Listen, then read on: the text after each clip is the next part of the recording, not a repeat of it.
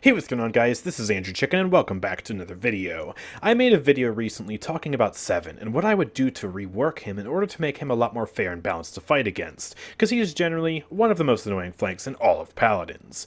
And that video was surprisingly well received. I even had Seven mains saying, hey, this was actually a pretty fair assessment that I really didn't expect from you, because you hate Seven. I do hate Seven, but I don't want to kill any champion, and when I suggest ideas for changes, I try and make sure that they're sensible, that I don't kill the fun of the champion, but I try and make them more reasonable to play against. But, especially after yesterday's video, which was just some Evie gameplay, I had people calling me a hypocrite, because I am biased towards Evie. Seven is an annoying champion, we can all agree that. But why don't I say anything about Evie? I mean, obviously it's because I main her. I don't want to bring any attention to her and say, oh, Evie, no, we should definitely nerf Evie. No, I would never say that. Well, you saw the title of this video. I am going to be talking in today's video about Evie. And I want to explain why I think Evie is a significantly more balanced and well-designed champion than Seven. And I also want to give you some tips for countering Evie, because there's actually a lot that you can do against a good Evie. Because realistically, the only Evies that are problems are good Evies. If you are going against a bad Evie, you're not going to complain about her. And bad Evies, oh boy, they're a dime a dozen, because she's the hardest flank in the game. But I do want to offer some suggestions for how to nerf her, because I can be reasonable like that. I do have some ideas for how to nerf Evie. I'm not just biased against this character. I can think about how to nerf her.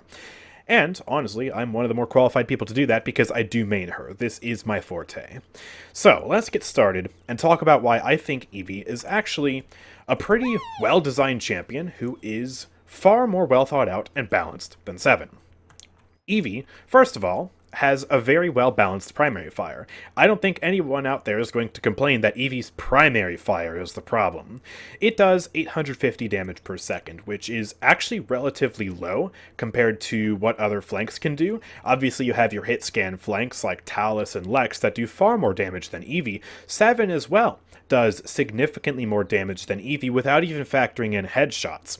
So Evie's DPS is not the problem. It takes her 3 seconds to kill a champion, and she has a very slow projectile speed. At this range, it still takes a while for that shot to hit the yin, and it takes 3 seconds to kill, which is very reasonable for a flank champion, right? It's not overpowered.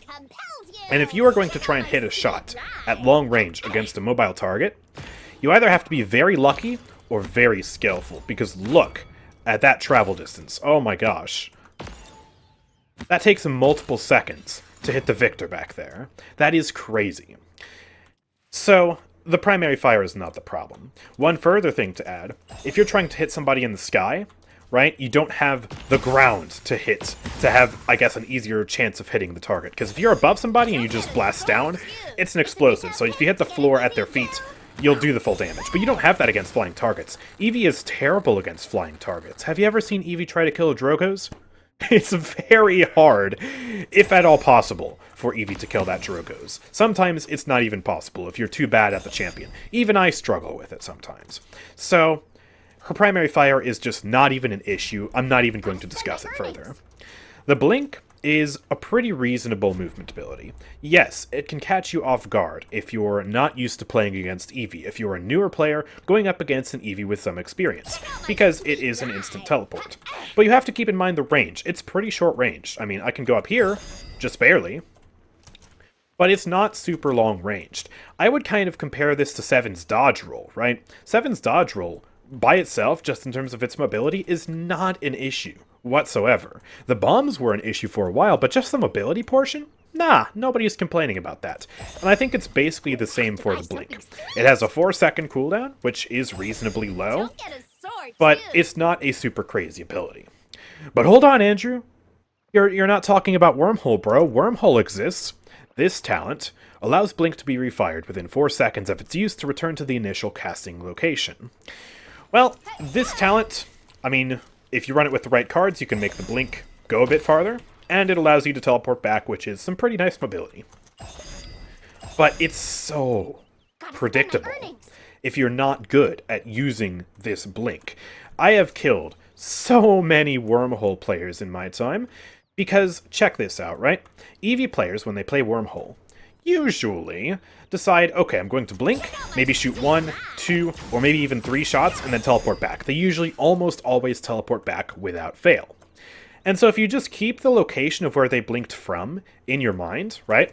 They blink, oh, you turn your attention up here, try and shoot them a little bit, they blink back, you can instantly flick over here and just continue shooting them. It's actually so predictable and so easy to counter. They do it almost every time. Only very rarely does a Wormhole player surprise me. And when they do, it's because they're skillful, and honestly, they deserve to. It's predictable. You just gotta know how to play against it. And it is far more balanced than 7 just going and flying across the map in 1 second flat. It's far more reasonable than that. And the Wormhole playstyle in general results in a much more safe and less potent playstyle than Snow Globe, because you just blink in, maybe shoot a few times, maybe you get a kill, maybe you don't, and then you teleport back. You don't snowball nearly as much as Snow Globe, and it is her most popular talent for that reason. It's a lot safer, but it's also really not an issue compared to a lot of other flanks right now, I don't think. And so, yeah, that's her blink. The movement ability that I think a lot more people have a problem with is, of course, the Soar. Because the Soar makes her completely untargetable. Whee! Oh my gosh, you give people seizures just trying to look at it from the Evie player's perspective, and she is so hard to hit for that duration. But you have to keep in mind a few things that keep this ability in check. First of all, when Evie's doing this, she can't shoot at all. And if you want to keep track of your position and make sure you don't get yourself lost, which is very easy to do, especially in the first 50 to 100 hours of playing this character. I did it all the time when I was learning this character. If you don't want to get lost doing this, you either have to slow down, making yourself more predictable, or you have to be really, really good. So there is that to consider as well. There's the skill factor to it. And also, yes, she is basically untargetable if you do this. But what happens when the Soar ends? A lot of people make the mistake of trying to track Evie during the Soar. But when the Soar ends, she falls to the ground in a very predictable pattern, right? Do this, and oh, she just goes from up there, basically straight line to the ground. You should just try and track her after the Soar, honestly. It's a lot easier that way. And if you're not having trouble tracking her than the Soar, then she's doing a bad job and we don't have an issue. So what's the problem there? Of course, the Soar is very good for traversal. It is Evie's best traversal ability. But again, not nearly as imbalanced as 7, traveling halfway across the map in 1 second with a grapple. And he can also shoot during the grapple. Evie can't shoot. And again, you want to do this and then flick back onto the target. That takes skill. So, again, a skill factor. Evie is well regarded as the most skillful flank in the game. Basically everybody knows this. And that's partially why. The next ability is her Ice Block. This ability makes her completely immortal for 3 seconds. But she can't move, and she can't shoot. So that's the trade-off there. It's actually a little bit less powerful than Moji's Magic Barrier, because Magic Barrier, if you shoot the barrier, you get penalized by getting a magic mark on yourself, which allows her to do 1,000 damage, and she can move around while doing it. So this is actually weaker than something that one of the weakest flanks has, funnily enough. But yeah, it can be pretty powerful, but again, you have to consider, she only has 1,800 health. This is the only ability she has to actually sustain any form of damage. Without that, she 100% can only survive by dodging attacks. So, it's actually very important for her to have this ability. And if you stay in Ice Block for too long, you will draw the focus of the enemy team. And when you have 3 people looking at you, when you're about to leave Ice Block, it is very hard to survive. And most of the time, you have to scurry away, and you usually don't get the kill. So you have to be very careful with how you use the Ice Block. A skillful Evie will use the Ice Block to block a strategic shot. Like, let's say you see Xiaolin charge up an arrow, you Ice Block, he shoots, you block it, go back to shooting. But that's not too different from what a lot of characters can already do that aren't necessarily that imbalanced. Xin can do it with Counter, Khan can do it with Battle Shout, Moji, like I already said, can do it with Magic Barrier, you can even do it with Maldamba with his Slither. So it's not necessarily unique, and again, it does have the limiting factor of, hey, you get focused the longer you're in the ice block, and you can't move, and you can't shoot. So I don't think really the ice block is the problem either. When you combine it all together, though, you do have a powerful character, but it's also a lot to manage between the blinking and the soaring and the timing of the ice block to make sure you block damage successfully without wasting it on something stupid, and also not getting yourself killed. And, all the while, hitting your very slow projectiles that don't do nearly as much DPS as many of the other flanks in the game. But the abilities do have great synergy with each other. If you blink and then ice block, you can get your blink back by the end of the ice block and teleport away. That is very nice if you screw up and get yourself in danger. But that comes at the cost of spending many seconds not doing anything to the enemy team. You're not doing damage or anything. So, in general, the abilities, they have great synergy, and they're decently well balanced, and they also require a lot of skill to pull off plays. But, of course, I haven't talked about the ultimate yet. I think this is another reason why a lot of people take issue with Evie and think she's very annoying, particularly when it comes to my playstyle and what I showcase in my videos, because I'm a Snow Globe player. Snow Globe allows you to cast 2 ultimates.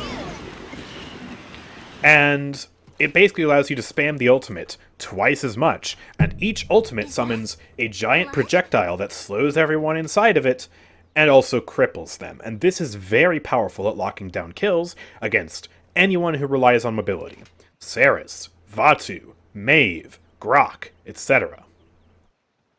And I agree, that is very powerful, and that's part of why I use it for the ease of use, right, of locking down kills. It's very helpful utility for Evie. But you also have to keep in mind, this is by far not nearly even close to her most popular playstyle. Most people still play Wormhole, and with Wormhole, I don't even think the ultimate is an issue, because it's far less spammable. Yes, it lasts for 6 seconds, but it does significantly less damage. It's basically a crowd control ultimate, and if you buy Rezo, you can escape it very easily. And ultimates should be powerful. When I was suggesting changes for 7, not once did I even mention nerfing his ultimate. I don't even think I talked about his ultimate in that video, because I think it is fair for ultimates to be powerful. I think the only reason you would have an issue with Evie's ultimate is with Snow Globe, and to an extent I can understand. I mean, even in my last video, I felt bad for ulting a Ceres player like 5 times in a row, and so I stopped doing it, because it was just free kills on her. But again, buy Rezo for it. That's something that can help you get out of it a lot easier. And also, you have to keep in mind that you can sustain your way through it. Generally, if you don't have any help, just in a vacuum, right? Evie needs 2 shots and an ultimate to kill you. But if you have Haven, if you get healed by your healer, you can easily survive that. And if you're grouped up with your team, what using Evie's ultimate forces her to do is it forces her to get in close. And like I discussed in the 7 video, if you get in close, you are putting yourself in much greater risk of dying to the enemies, because most champions are much more effective in close range. It's also easier to hit you in close range, and Evie only has 1800 HP. Team strats are very important to survive Evie's ultimate, and as a Snow Globe player, I can tell you, it is a lot harder to use Snow Globe effectively when the enemies are grouped up, especially when they have good DPS that, do high bursts, etc. So, yeah, it's not without its counters. Another thing you can do, by the way, is if a skillful Evie is coming at you, right? You can preemptively use your movement ability before she has the time to get up on top of you, right? Like if you see Evie coming at you, and you know she's about to blink, and I'm this Ying, right? Just teleport away. Just teleport before I blink, or as I blink. And I'll just cast my ult, it'll be wasted, you'll be out of it. That's another way to counter the ultimate. As a Snow Globe player who plays Snow Globe more than 90% of the time, I can tell you that is the #1 reason why I fail my ultimates. Is because people teleport away, dash away, shadow travel away, whatever, before I actually cast the ultimate on them. And when they do that, more times than not, they end up surviving. That's another way to counter it as well. There are a lot of ways to actually counterplay Evie, and that's part of why, again, she takes so much skill. And that's another reason why I actually really like this character. Most of the time, in the hands of most people, she's completely ineffective because her skill floor is so high. But if you actually spend the time to learn this character and become very skillful at her, she is very powerful, admittedly. And she also then encourages the enemies to become skillful to counter her. And when you have players who know how to counter her up against a really good Evie, it just results in very interesting and fun interactions. It's fun to counter her when you know how to counter her, and it's a competent Evie player. And as a competent Evie player, it's fun to try and play around that and invent new ways in order to counter the counterplay, I guess you would say. So she's not without her balance. But with all that being said, there is possibilities for her to be nerfed. I'm not past nerfing this character in a few different ways, because over the years she has gotten a lot easier to play and a lot stronger. And the way I would nerf her is I would end up actually reverting a lot of the previous buffs rather than nerfing new parts of her kit, because I've actually taken issue with a lot of the buffs they've given her over the years. I think they've made her a little bit too good. And the most obvious, most recent buff that they gave her is putting Flicker in base kit. That card basically allows you to heal whenever you blink. It's a staple of the Wormhole playstyle, and they put it into base kit, which thus made Snow Globe and Over the Moon stronger for absolutely no reason. And that gives her a lot of extra staying power in a fight, because without that card, she basically has no sustain apart from the ice block. So, you know, she has a 4-second cooldown on this blink, potentially lower if you're running the cooldown reset cards. And so that adds up over time. That does end up being a pretty significant amount of healing. And I would instantly revert that change.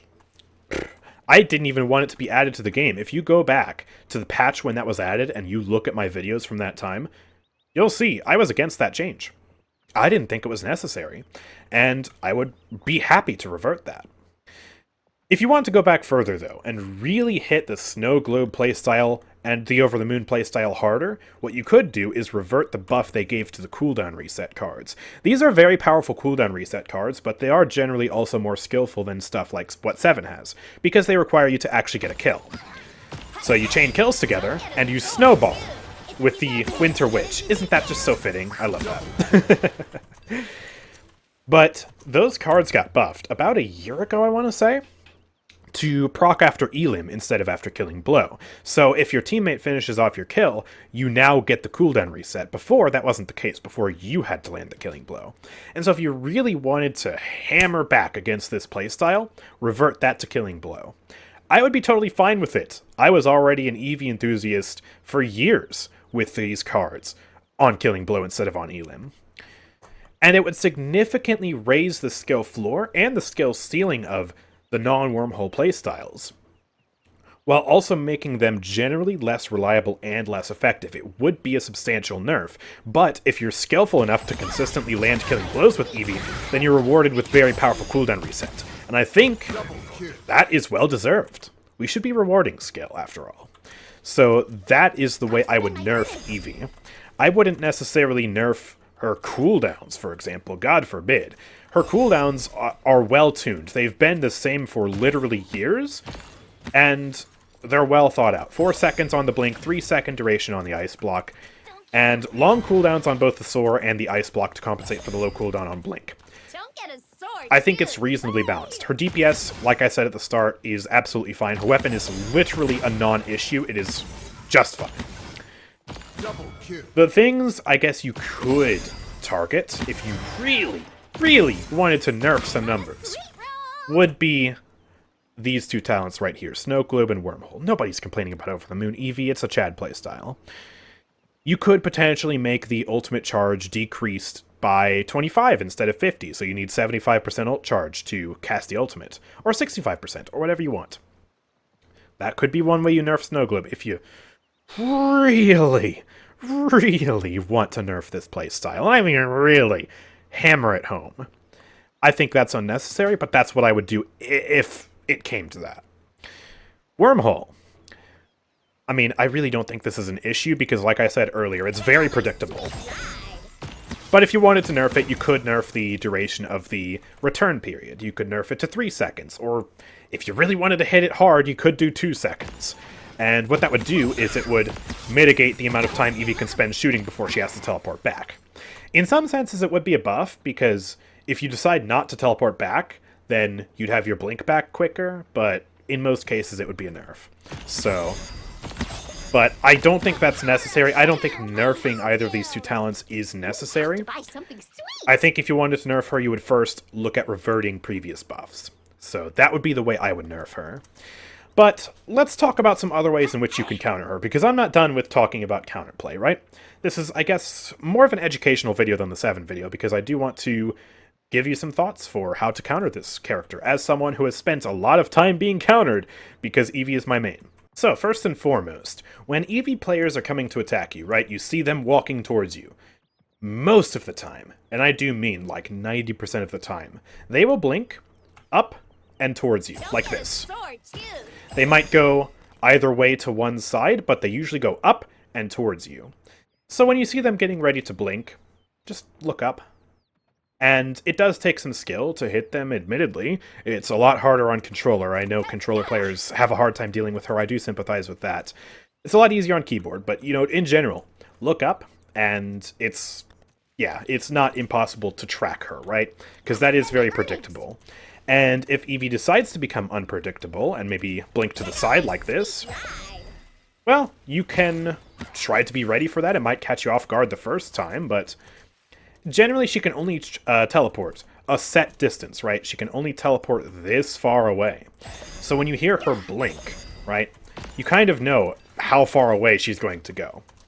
So it does take practice playing against her, but like I said, you're only really concerned about good Evie players. Bad Evie players are just flat out easy to counter, so that's not really a problem in general. And the more you play against even those bad Evie players, the more you'll understand, okay, they're going to blink, and this is, okay, what I need to do, I need to look this way, and okay, it's easier to hit them.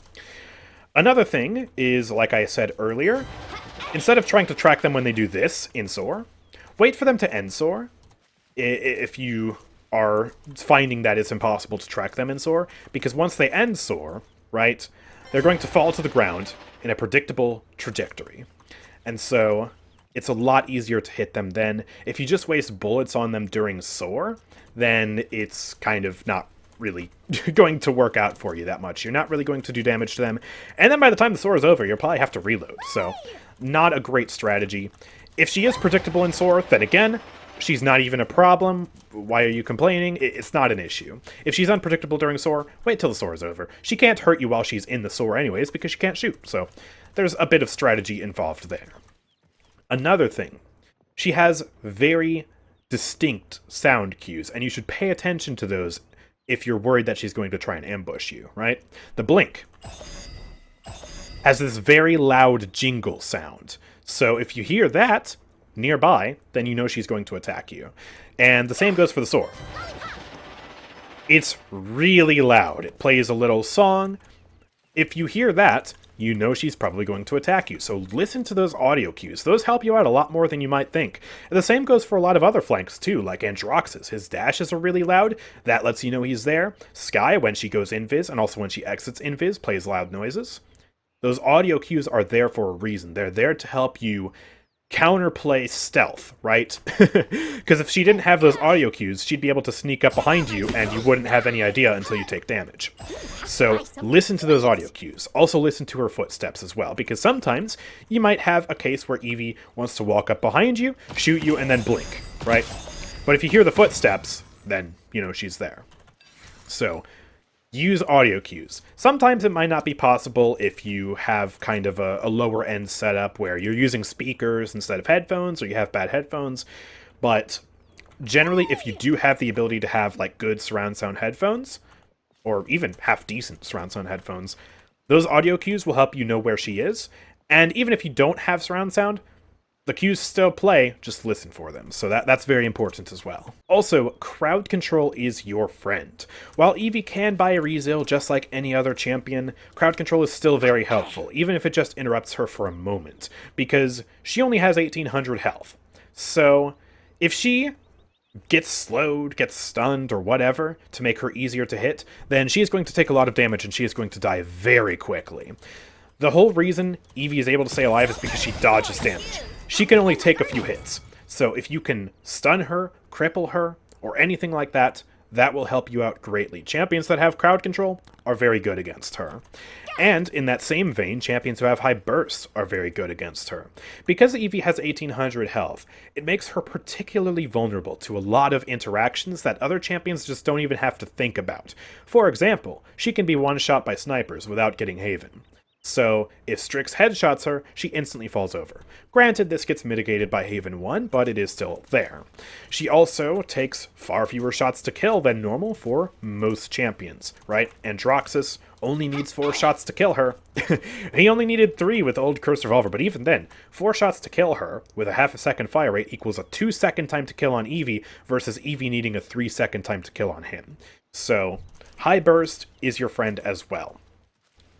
And also, flying champions are really good against Evie. So, Drogoz, like I mentioned earlier, is almost impossible for Evie to deal with unless she is absolutely insane, or you're just a bad Drogoz player and you let her hit you. And in a similar vein, champions, again, like Androxus, who can drift around for a long time in the air, or Maeve, who can double jump and pounce and do all that in the air, those champions are really good against Evie as well. Champions who also have high sustain are good against Evie as well. Grover, for example, has very good sustain. Tyra has pretty good sustain for a damaged champion. Basically, every tank is pretty decent against Evie, with exceptions of tanks that, don't really have good range, like Terminus is pretty bad against Evie. But in general, sustain is also your friend, because if you can make Evie take 1 or 2 extra shots to kill you, you're going to significantly increase her time to kill because she has a 1-second fire rate. I can kill Ying in 3 seconds. But if she buys Haven, I need 1 extra shot to kill her, if she gets enough Haven and she also gets healing from her illusion. That adds 1 whole second to the time to kill. That is huge. So, sustain, DR, healing, those are your friends against Evie. They are even more significant against her than some champions like maybe Talus, who has sustained DPS. You might only need like 2 more bullets to kill you, and when you have a fire rate that Overcharge does, like 2 bullets doesn't really matter. So, very, very important to build for sustain, get Haven, that will help you out a lot against Evie. And in general, this is good for most flanks, and Evie is included among them. Good team play is important, right? If you are playing, let's just say Victor, right? You're a DPS who's weak to Evie because Vic generally is just super susceptible to flanks. Well, what you want to do then is make sure that you're grouped up with your team. Because if you have teammates who can also focus Evie when she dives you, that's going to be more damage pressure on her, and it's going to be more likely to force her to retreat or just straight up kill her. And if you have your healer with you as Vic, then let's say Evie comes and ults on you, right, with Snow Globe, right? There we go. You can out-heal that and make Evie take 1 additional shot, and maybe during that time she sustains enough damage that she dies or has to run away or ice block or, generally just gets stalled, and you can save your Vic, right? So, team play is important. Grouping up is important. And if you are that healer, right, who is susceptible to Evie, let's say you're Saris from the last video, then try and make sure that you're grouped up with your DPS. Either have a DPS with you or an off-tank with you. Off-tanks can generally even be better in the case of someone like Torvald. Have someone like that with you who can protect you, give you more sustain, or pump damage into Evie or crowd control her. Grouping up is important. If you are by yourself, yeah, Evie might win, will probably win that 1v1, especially if she has ult. So, don't 1v1 her if you're somebody who's susceptible to her. You can 1v1 her if you're Shaolin or somebody like that. Go right ahead, because you counter her. Maeve, Androxus, yeah, you can 1v1 Evie all day long. But if you are playing a champion who's susceptible to her, stay grouped up. Don't go anywhere by yourself. And that applies not just to Evie, that applies to every flank in the game. It's basic anti-flank logic. So let's go ahead and summarize. In general, I think Evie is a far more balanced and well-designed character than Seven, both to play as and to play against. And I do sympathize with controller players, because controller players generally have a hard time tracking mobility, and this isn't unique to Evie. But if you use the tips I suggested, that should help make it a little bit easier to deal with her. Because yeah, Sora's untargetable, but she's very targetable after the soar, and blink can be predictable as well. So use the tips I gave you to try and help counter Evie. In terms of ways I would nerf her, well, I would just go back and revert existing buffs, because those buffs were generally unneeded. That is my stance on the buffs. So that's how I would nerf her. I do understand people's frustrations with Evie, but she's also the hardest flank in the game at the end of the day. The only people who play her well are a very small minority of players, and while it can be frustrating to fight them, you can also look at it as a challenge, and if you know these tips to counter Evie, then it can actually be quite fun to play against her. I enjoy playing against Evie because it's just mind games of like trying to counter the blink, trying to counter the ice block, and timing things, and it's just a lot of fun. So having the knowledge to counter Evie goes a long way, but even then, most Evie players are just easy to deal with, and she's generally far less annoying to deal with than a 7, who just decides, in half a second, he wants to go to the other side of the map, and just, choom, goodbye. You can't chase me. You can't chase me at all. Ha ha ha. I am the best, most mobile character ever.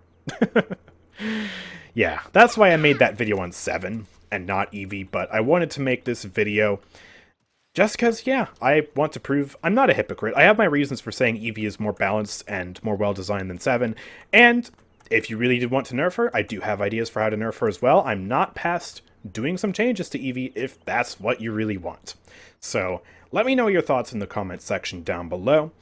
And yeah, if you enjoyed this video, make sure to drop a like, subscribe, turn on notifications, all of that. And yeah, I will see you all next time. Peace out.